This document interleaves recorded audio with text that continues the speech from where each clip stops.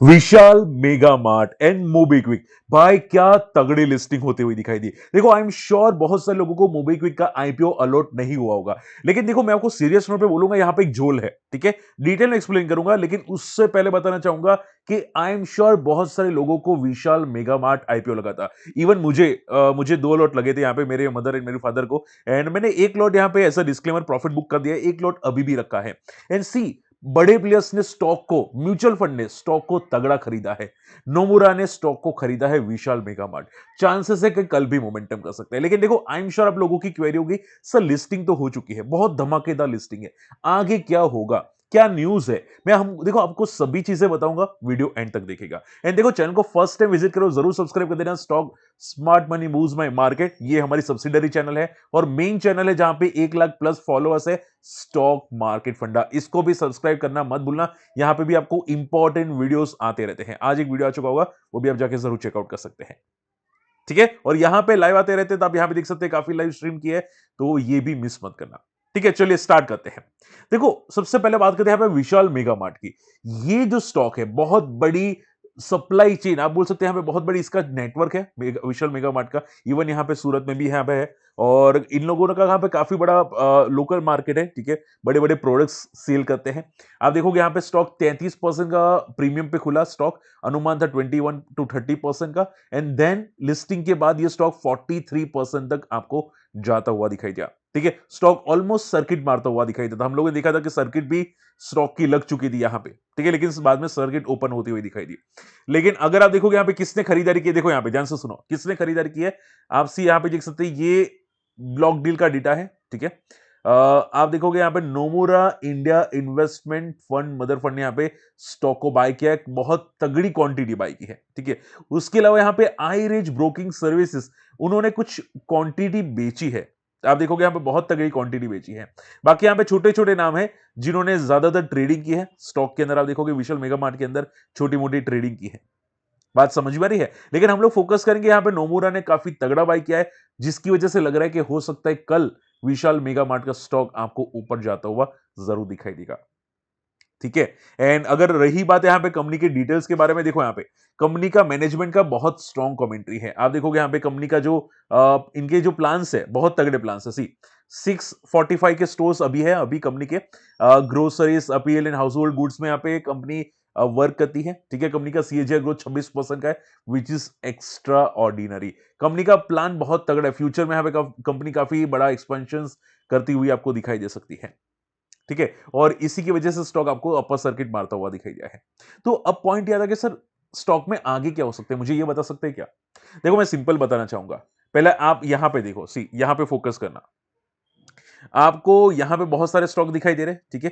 विशाल mega mart, इसका जो आप कंपैरिजन बोल सकते हैं वो ट्रेंड के साथ होता है, और ट्रेंड काफी महंगा स्टॉक है। अगर मैं ट्रेंड की बात करें, जो आप यहां पे देख सकते हैं, स्टॉक 186 के पी पे ट्रेड करता है, ट्रेंड का स्टॉक। और अगर इसकी बात करें, जो यहां पे इसकी भी बहुत बड़ी चेन नेटवर्क है, 77 के पी पे अभी है। लिस्टिंग के बाद आई थिंक थोड़ा बढ़ चुका होगा, लेकिन अभी भी काफी सस्ता ट्रेड करा है, ठीक है। और अगर इसके प्रॉफिट लॉस स्टेटमेंट आप देख सकते हैं यहाँ पे, सी कंपनी का प्रॉफिट 2 साल में 4 गुना 2 गुना होता हुआ दिखाई दिया, which is very strong. And sales अगर आप देखोगे, काफी तगड़ी सेल्स भी जंप होती हुई दिखाई दी है, ठीक है। ऑपरेटिंग प्रॉफिट मार्जिन काफी सस्टेनेबल है, काफी स्टेबल है। माना जा रहा है कंपनी अपने डेट को रिड्यूस कर सकती है, तो अगर डेट रिड्यूस होगा तो बहुत तगड़ा कंपनी का प्रॉफिट जंप होगा, ठीक है। इसकी वजह से कंपनी का जो पीई है, प्राइस टू अर्निंग है, वो भी डिक्रीज होगा। तो टेंशन लेने की जरूरत नहीं है, कंपनी का जो नेटवर्क है, जो कामकाज है, बहुत स्ट्रांग है, और उसी की वजह से आपको ऊपर जाता हुआ दिखाई दिया, ठीक है। ओके, अब बात आती है ऐसा, तो फिर शॉर्ट टर्म में क्या होगा, मुझे ये बताओ।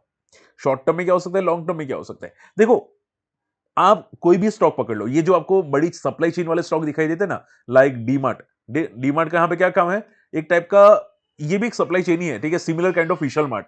लेकिन विशाल मेगा मार्ट, उनका ज्यादातर इलेक्ट्रॉनिक्स और सभी उसके कामकाज होते हैं वहां पे, ठीक है। डीमार्ट एक जनरल स्टोर टाइप का है, ठीक है। तो डीमार्ट भी अगर आप देखोगे लिस्टिंग के बाद, ये स्टॉक भी आप देखोगे 600 का लिस्ट हुआ था, आज 5000 पे ट्रेड करा है। सेम वर्क है विशाल मेगा मार्ट का, ठीक है। तो आप ये समझो, ये बंदा अभी 100 वाला नहीं है, ये बंदा आगे जाके पॉसिबल चांसेस है कि 3 डिजिट नहीं 4 डिजिट में वर्क करता हुआ दिखाई दे। 4 डिजिट यानी कि 1000 2000 के आसपास भी वर्क करता हुआ आपको दिखाई दे, ठीक है, फ्यूचर के अंदर, क्योंकि ये कंपनी बहुत तगड़ी है, बहुत तगड़ी ग्रोथ करी है। बात समझ में? तो लॉन्ग टर्म में बंदे में दम बहुत है, फ्यूचर में काफी अच्छा ग्रोथ हो सकता है। लेकिन रही बात शॉर्ट टर्म में, देखो शॉर्ट टर्म में आज फेड की पॉलिसी है, तो हो सकता है कल अगर फेड की पॉलिसी नेगेटिव हो तो कल ये थोड़ा गैप डाउन ओपन हो जाए। ठीक है, एज अ डिस्क्लेमर मैंने तो बीटीएसटी लिया स्टॉक के अंदर, हम लोगों ने कुछ डिस्कस भी किया था। ठीक है, तो मुझे लगता है कि ये स्टॉक अभी भी थोड़ा मोमेंटम कर सकता है। अगर फेड की पॉलिसी नेगेटिव नहीं आई तो हो सकता है ये स्टॉक यहाँ पे शॉर्ट टर्म के अंदर टेक्निकल चार्ट तो है नहीं, लेकिन जिस तरह से मुझे डिमांड दिखाई दे रही है, हो सकता है स्टॉक 140 को टेस्ट करता हुआ शॉर्ट टर्म में दिखाई दे। ठीक है, अब कहना मुश्किल है कि कब आता हुआ दिखाई देगा। देखो मैं सिर्फ इसकी वजह से बता रहा हूं कि स्टॉक की डिमांड है शॉर्ट टर्म के अंदर, इसकी वजह से। और नोमुरा ने जो बाय किया है स्टॉक को, आप देख सकते हैं यहां पे, वो भी काफी तक पॉजिटिव बात है। बात समझ में आई? और इसी की वजह से स्टॉक मुझे लगता है कि यहां पे 140 को टेस्ट करता हुआ जरूर दिखाई दे सकता है। ठीक है, तो टेंशन लेने की जरूरत नहीं। जिसको आईपीओ में लगा है, मैं आपको सिंपल बोलूंगा कि अगर आपको आईपीओ में लगा है, अगर आप होल्ड करना चाहते हैं तो आप पे डिपेंड करता है। मैं आपको एक सपोर्ट बता देता हूं। सपोर्ट है स्टॉक का लो, आज का जो लो है वो ब्रेक नहीं होना चाहिए। अगर आज का लो ब्रेक हुआ जो है 104 का, यानी कि शॉर्ट टर्म में स्टॉक में प्रॉफिट बुकिंग आ सकती है। ठीक है, कोई भी रीजन की वजह से, फिर फेड की पॉलिसी हो, आरबीआई की पॉलिसी हो, या बजट हो, कोई भी रीजन की वजह से अगर 104 ब्रेक हुआ तो फिर फॉल आ सकता है। लेकिन टेक्निकल चार्ट्स आज की क्लोजिंग काफी पॉजिटिव है, तो मुझे लगता है कि 104 ब्रेक करना चांसेस नहीं है। तो हो सकता है यहां पे कंटिन्यू ट्रेंड आपको करता हुआ दिखाई दे। ठीक है, तो टेंशन लेने की जरूरत नहीं है, बस आप 104 का सपोर्ट लेके चलना चाहते हैं चल सकते हैं। रही बात पॉइंट नंबर 2 की, क्या लॉन्ग टर्म पॉसिबल है, लॉन्ग टर्म स्टॉक कैसा है, तो मैंने आपको ऑलरेडी वीडियो के स्टार्टिंग में बता दिया। लॉन्ग टर्म भाई बंदे में बहुत तगड़ा दम है, ये अगला ट्रेंड बन सकता है, अगला डीमार्ट बन सकता है, इस टाइप का है। और इनके जो फाइनेंशियल्स है वीमार्ट के, एक बार क्रॉस चेक करना, बहुत बहुत तगड़े फाइनेंशियल्स है। ठीक है, जो कंपेयर कर सकते हैं आप डीमार्ट से और ट्रेंड के साथ। ठीक है, तो इन शॉर्ट में टेक्निकल बहुत तगड़ा है, फंडामेंटल भी बहुत तगड़ा है, तो जरूर आप रडार पे रखना चाहते हैं रख सकते हैं। करंट लेवल भी कोई गलत नहीं है अगर आप चाहे तो। ठीक है, आप पे डिपेंड करता है। ठीक है, मैं रिकमेंडेड नहीं करूंगा, लेकिन आप पे डिपेंड करता है आपको क्या करना है। आप इसके फंडामेंटल भी जाके जरूर चेकआउट कर सकते हैं। ठीक है, इनका ऑपरेटिंग प्रॉफिट भी काफी स्ट्रांग है। ठीक है, चलिए, तो ये बात रही विशाल मेगा मार्ट की। रही बात मोबीक्विक की, भाई ये तो सर्किट में ही चला गया। ओपन हुआ था अराउंड 50-60% के आसपास, क्लोजिंग दी 90% के अंदर सीधा सर्किट में। ठीक है, और एक बात यहां पे बताना चाहूंगा, यहां पे भी किसी ने खरीदारी की है। सी मोबीक्विक के अंदर अगर बात करने जाए तो यहां पे एक बंदा है, भारत कुमार शाह करके है, उन्होंने यहां पे 4 लाख शेयर्स स्टॉक के अंदर बाय किए हैं 448 की प्राइस पे मोबीक्विक के अंदर। It's positive. ठीक है, लेकिन देखो मैं आपसे एक सवाल पूछना चाहूंगा, अगर किसी को ध्यान में है मुझे जरूर कमेंट कीजिएगा। देखो एक सिंपल बात है, आईपीओ नया है। ठीक है, ध्यान से सुनो जो बोल रहा हूं, क्योंकि बहुत गहरी बात है। देखो स्टॉक का आईपीओ आज आया है, ठीक है, यानी कि कोई बड़ा प्लेयर अगर स्टॉक में खरीदारी की होगी तो वो आईपीओ से पहले की होगी। ठीक है, अगर आज खरीदारी की है तो आज एंट्री आनी चाहिए ब्लॉक डील के अंदर।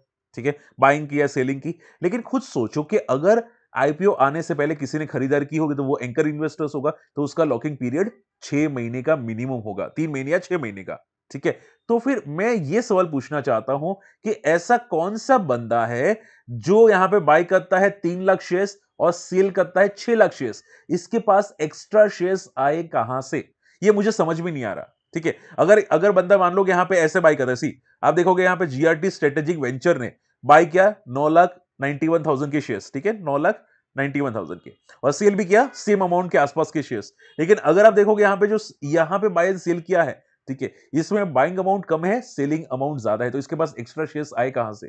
ठीक है, ये मेरा फर्स्ट सवाल है। और ये सिर्फ मोबीक्विक में नहीं हुआ, ये सेम टू सेम चीजें यहां पे भी होती हुई दिखाई दी विशाल मेगा मार्ट में। विशाल मेगा मार्ट के अंदर आप देखोगे यहां पे 30 लाख शेयर्स इसने बाय किए हैं, और करीब करीब यहां पे 2.5 करोड़ से भी ज्यादा के शेयर्स इसने बेचे हैं। ठीक है, तो ये एक्स्ट्रा शेयर्स आए कहां से। ठीक है, ये मुझे समझ में नहीं आ रहा। क्या इसने क्यूआईबी के अंदर अप्लाई किया था। ठीक है, और क्यूआईबी के अंदर अप्लाई किया था तो क्या इसने दोनों बार इनको इसको अलॉटमेंट मिल गया।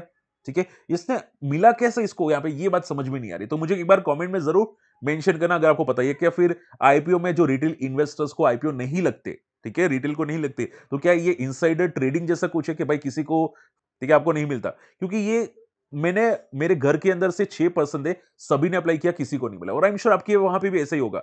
तो क्या ये इनसाइडर का कुछ है खेल, जिन्होंने यहाँ पे अप्लाई किया और प्री मार्केट के अंदर, आईपीओ मार्केट के अंदर, और यहां पे ओपन मार्केट में बेच दिया, और लिस्टिंग का एक ही दिन के अंदर 90% का प्रॉफिट कमा लिया। ऐसा कोई है कि नहीं। ठीक है, तो आई आई थिंक कुछ ना कुछ जोल तो जरूर है। लेकिन देखो नेवरदलेस हम लोग पॉइंट पे आते हैं, तो स्टॉक यहां पे सर्किट में जाता हुआ दिखाई दिया।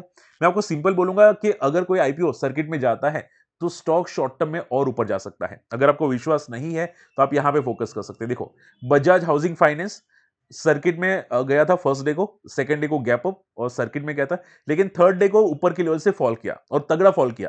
आप देख सकते हैं 184 का 130 गया। ठीक है, सेम चीजें हुई ओला के साथ। देखो यहां पे ओला भी, अगर आप देखोगे, ओला भी लिस्टिंग पे सर्किट मारी, 2 दिन ऊपर गया, 3 दिन ऊपर गया, 4 दिन ऊपर गया, 5 दिन, और छठे दिन के अंदर स्टॉक गिरा। और कितना बड़ा गिरा, ठीक है, 150 का स्टॉक आपको 72 तक आता हुआ दिखाई दिया। तो मैं आपको यह समझाना चाह रहा हूं कि अगर कोई आईपीओ लिस्टिंग के बाद अपर सर्किट मारता है, ठीक है, तो अगर 2-3 अपर सर्किट मारता है या 2 अपर सर्किट मारता है तो कॉशियस रहना। 1 महीने का व्यू मत सोचना कि सर मैं 1 महीना होल्ड करूंगा, ऐसा मत सोचना। रोज रोज ऊपर नहीं जाते, आपको फंसा देंगे और स्टॉक फॉल कर लेगा, क्रैश हो जाएगा। और ऐसे जो नमूने होते हैं ना, ऐसे ऐसे नमूने, ठीक है, वो यहां पे आपको क्रैश करवा के यहां पे वो लोग प्रॉफिट बुक करके चले जाएंगे। बात समझ में आ रही है? तो भाई कॉशियस रहना, क्योंकि इनसाइडर खेल बहुत बड़ा होता है, आपको पता भी नहीं चलता। तो आप सिर्फ इतना ध्यान में रखो कि अगर शॉर्ट टर्म का व्यू है, ट्रेलिंग सपोर्ट रखो। अगर हिट हो जाता है टाटा बाय बाय, अगर हिट नहीं होता तो फिर ट्रेल करके चल सकते हैं। ठीक है, समझ में ही बात है। तो ये बात ध्यान में रखना, अगर शॉर्ट टर्म का व्यू हो, 2-3 दिन अगर ऊपर जाए तो ट्रेलिंग सपोर्ट रखो। अगर कोई रेड कैंडल बनती है, रेड कैंडल, तो स्टॉक्स में ऊपर के लेवल से प्रॉफिट बुकिंग आना संभव है। ये बात याद रखेगा। ठीक है, ओके। अगर बात करें यहां पे सर, तो फिर लॉन्ग टर्म के लिए कैसा है? देखो, लॉन्ग टर्म में कंपनी का मैनेजमेंट का काफी स्ट्रॉन्ग कमेंट्री है। आप देखोगे मोबीक्विक के अंदर काफी तगड़े इन्वेस्टर्स है, एंकर इन्वेस्टर्स। इसमें एचडीएफसी म्यूचुअल फंड है, कॉन्ड म्यूचुअल फंड है, एसबीआई म्यूचुअल फंड है, एक्सिस म्यूचुअल फंड है, काफी म्यूचुअल फंड ने एंकर इन्वेस्टर्स के जरिए मोबीक्विक के अंदर अप्लाई किया है। इट्स गुड साइन, ठीक है। और अगर बात करें कंपनी के कमेंट्री की, तो कंपनी कमेंट्री क्लियर कट बोली है कि वो नए यूजर्स ऐड किए हैं। ठीक है, कंपनी प्रॉफिटेबल है EBITDA के बेसिस पे, और आगे जाके बहुत तगड़ा और प्रॉफिट कर सकती है। ठीक है, और कंपनी का ग्रोथ बहुत ही ट्रेमेंडस है, ऐसा माना जा रहा है। कंपनी फोकस करी यहाँ पे, जो पैसा आएगा वो प्रोडक्ट डेवलपमेंट में, मशीन डेवलपमेंट में और एआई में यूज करेगी। ठीक है, तो फ्यूचर प्रोस्पेक्ट काफी स्ट्रांग है। तो हो सकता है फ्यूचर में पॉजिटिव रहे, लेकिन शॉर्ट टर्म में कॉशियस रहना। थोड़ा महंगा हो चुका है, हो सकता है ये स्टॉक 550-600 तक जाए, लेकिन उसके बाद मे बी प्रॉफिट बुकिंग आ सकती है। अगर स्टॉक फर्स्ट डे को अपर सर्किट में जा रहा है, यानी कि क्या है, डिमांड है। फर्स्ट डे को अगर सर्किट में जा रहा है, यानी कि डिमांड है। ठीक है, वो भी ग्रे मार्केट से डिमांड है। तो 2-3 दिन ऊपर जाएगा, 4 दिन ऊपर जाएगा, ज्यादा से ज्यादा 5 दिन, उसके बाद प्रॉफिट बुकिंग आ सकती है। ठीक है, जैसे ओला में आई थी, जैसा बजाज हाउसिंग फाइनेंस में आई थी, जैसे दूसरे जितने भी सर्किट वाले स्टॉक थे फर्स्ट डे को सर्किट में गए थे, उसमें आई थी। ठीक है, तो बस कॉशियस रहना मोबीक्विक के अंदर, वहां पे थोड़ा पैनिक क्रिएट हो सकता है। ठीक है, हालांकि मैं ऐसे नहीं बोलूंगा कि कल के कल होगा, 2-3 दिन में होगा, लेकिन पैनिक क्रिएट हो सकता है। आई बात समझ में? बाकी विशाल मेगामार्ट आप रडार पे रखना चाहते रख सकते हैं। दोनों में मोमेंटम तो 1-2 दिन के लिए हो सकती है। रही बात लॉन्ग टर्म में, तो दोनों में से मुझे सबसे ज्यादा विशाल मेगामार्ट पसंद आ रहा है, क्योंकि इसकी काफी तगड़ी चेन है, काफी स्ट्रॉन्ग प्रोस्पेक्ट है फ्यूचर के। ठीक है, और ये पी में भी काफी सस्ता स्टॉक है, तो आप इसको भी रडार पे रखना चाहते रख सकते हैं। ओके, बाकी आप दो देखो, आप लोगों को कैसा लगा मुझे जरूर कमेंट में मेंशन कीजिएगा कि आप दोनों में से कौन सा स्टॉक प्रीफर करें, वो भी शॉर्ट टर्म या लॉन्ग टर्म, वो एक बार जरूर कमेंट कीजिएगा। ठीक है, बाकी चैनल को सब्सक्राइब नहीं किया, करिए जरूर। और अगर अकाउंट ओपन करना है डीमेट अकाउंट, हमारी लिंक से आप डीमेट अकाउंट ओपन कर सकते हैं। इसकी अकाउंट ओपनिंग की लिंक वीडियो के डिस्क्रिप्शन कॉमेंट्स में आपको जरूर मिल जाएगी। आप यहाँ पे देख सकते हैं अकाउंट ओपनिंग की लिंक यहाँ पे है। ठीक है, मिलते अगले वीडियो में, तब तक के लिए गुड बाय, जय हिंद।